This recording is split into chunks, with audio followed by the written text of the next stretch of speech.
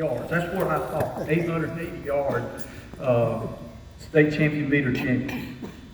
He was, and this is something that's not in your program. And like I told you, I'm full of useless knowledge. His biggest accomplishment here at Mississippi Delta Community College was he was also a two-time intramural basketball champion playing for the Dalmatians, who was coached by a legendary intramural basketball coach, Doc Allen Snow. And what a lot of people don't know is I thought he was going around helping Coach Vickers recruit basketball players. Come to find out he's going around finding his intramural team. After completing his eligibility here at Mississippi Delta Junior College, he ran track at Delta State in 1980 and 81. Just like at MDJC in 1981, voted again the most outstanding track athlete at DSU, winning the 880-yard champion in the Gulf South Conference track meet. He completed his bachelor's degree at DSU in HBR and spent 33 years as a teacher, football coach, basketball coach, track coach, athletic director, and most important, transportation director. He has won many state championships as a head coach and assistant coach. He was part of the state championship team in 1985, boys basketball championship in 2010, boys track in 1981, 1992, 2007, 2011, and 2012. He was probably the first guy that ever got to really use this term. He was a three-peat in girls track in high school. 1993, 1994, 1995. He was voted MAC, the State Coach of the Year in 2011. His wife, his daughter, Wakanda, and how you say his first name? Haley. And, his granddaughter, Haley, I can't even read them all right. And his son, how you say it? Haley. All right, thank you. Let me present to you Willie Earl Thomas.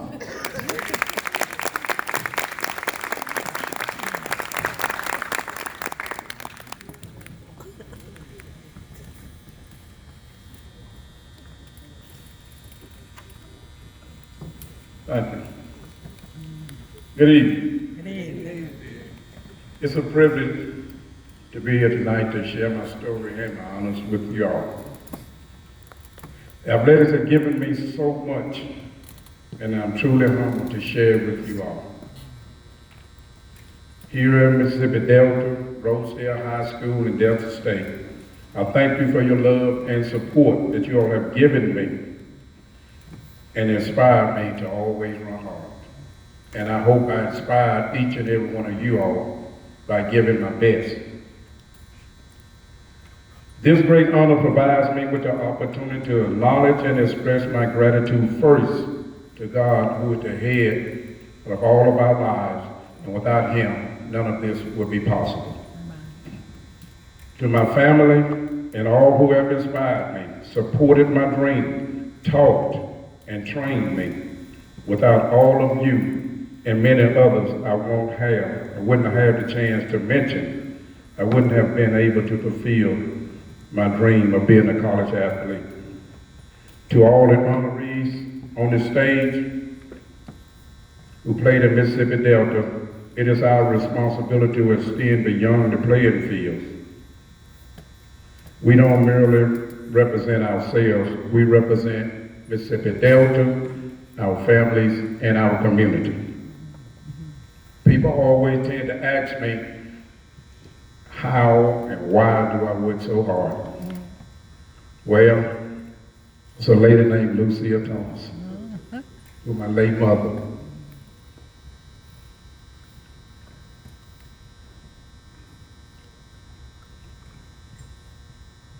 I was motivated to work because I constantly saw her confronting obstacles. I saw her pit, I saw her chop, and I saw her clean houses to make sure we were clothed and fed. That's what I saw, never a complaint.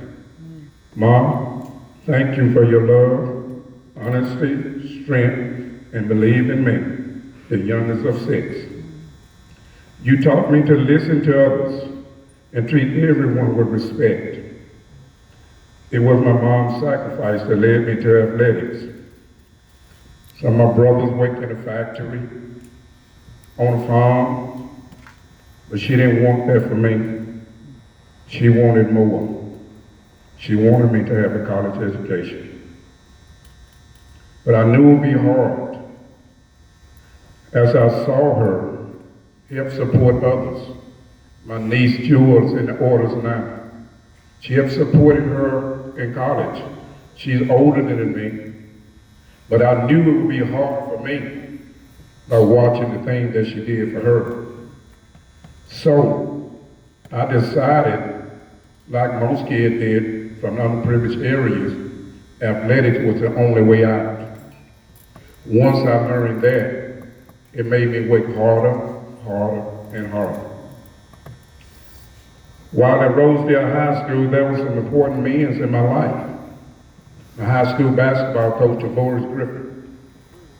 But then there was other 2 men, the late Lena Young and the late Robert Jennings. You can't mention one name without mentioning the others. They was our fathers, they was our brothers, they was our uncles, they was whatever we needed. They guided, they led us, they taught us, and they taught us to do things the right way. From Coach Young, I learned discipline, how to do things in order. Coach Jennings, it was the love that he had in his heart.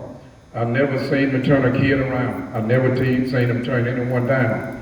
If you needed, it didn't matter. He would provide it for you. That was love. That was coaching was about then. That's what I was taught. I had an older cousin also who went to the military, Curtis Briggs. He was older than I was, and he left and went to Cleveland, Ohio. And I looked up to him. He was really more my big brother. He was my cousin. When he went to the military and I was in high school, he sent me things, clothes, shoes.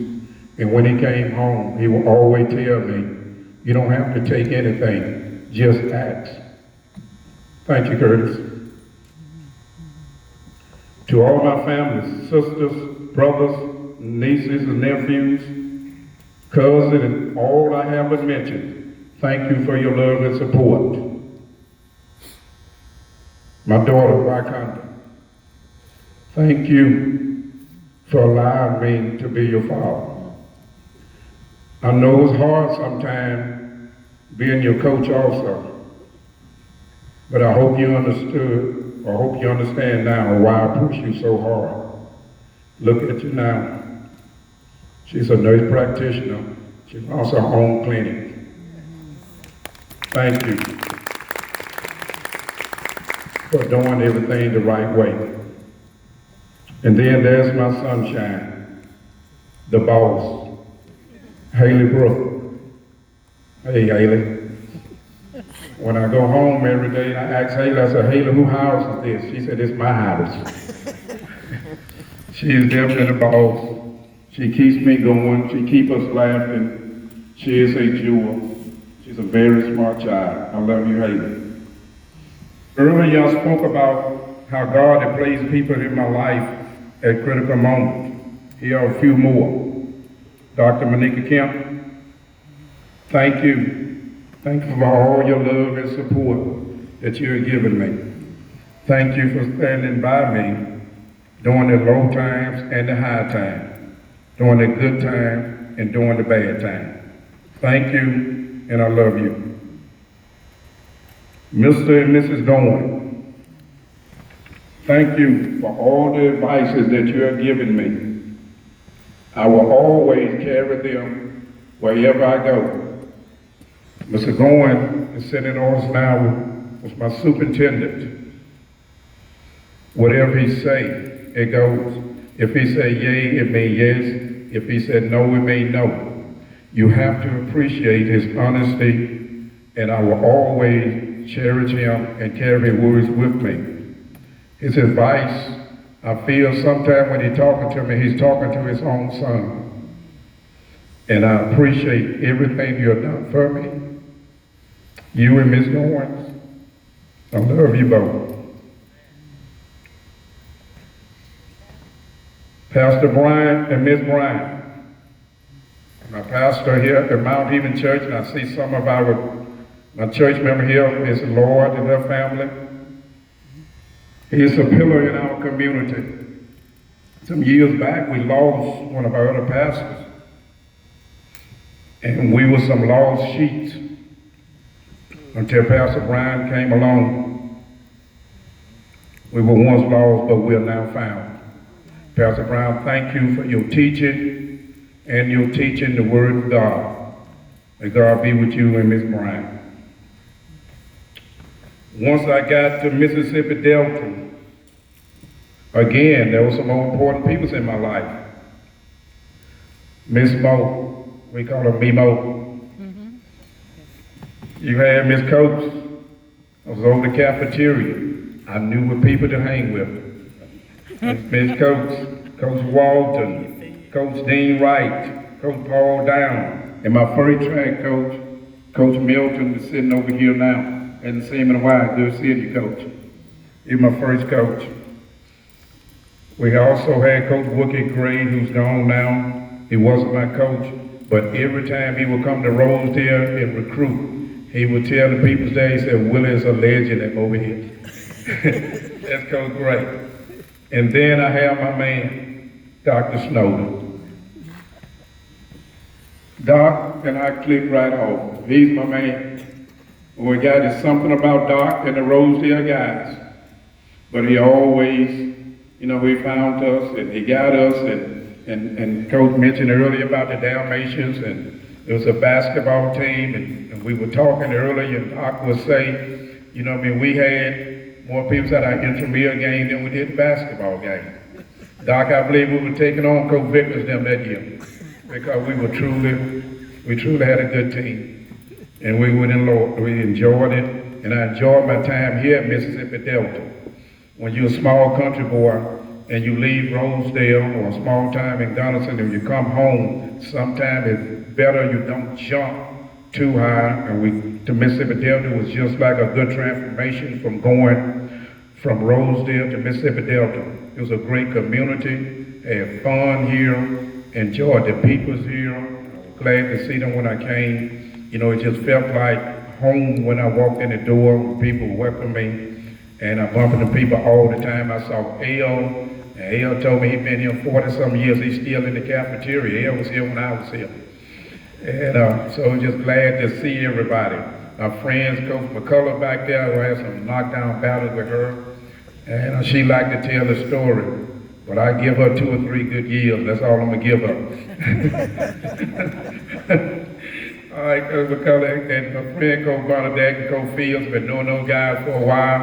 I hope you all keep doing a good job here. Again, to Mississippi Delta Community College, I thank you all. I thank each and every one of you all. I thank you all for this honor that you have given me. May God bless you and have a great day.